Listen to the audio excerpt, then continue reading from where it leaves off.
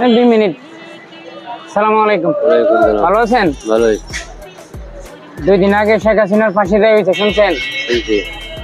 বিষয়টা কেমন, ভালো হয়েছে না খারাপ? ভালো হয়েছে, ধন্যবাদ।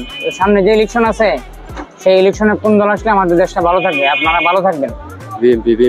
বিএনপি না? ধন্যবাদ।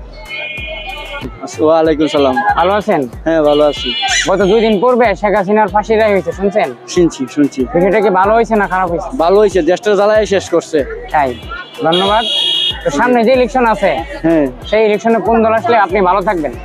এটা আল্লাহর ইচ্ছা, আল্লাহ যারা খুশি হয় আপনারা তো গরিব মানুষ, খেটে খাওয়া মানুষ, কারো কাছে টাকা পয়সা তো আর চান না। না আল্লাহ দরকার নাই, কর্ম করে কেমন ভালো। দেশটা কোন দল আসলে ভালো চালাইতে পারবে? বিএনপি, জামাত, এনসিপি? এটা হলে ভালো ধরেন, এরা নিজের টাইম। জামাত তো ধরে ভালো, বিএনপি ধরে ভালো, এটা নিজের টাইম সবকিছু। তারপর একসাথে তো আর 2 দল আসবে না, না এক দল আসবে, এক দল আসবে। বিএনপি আসবে না, জামাত ইসলাম জামাত আসবে। আসবে। আচ্ছা, তো এই দলের মধ্যে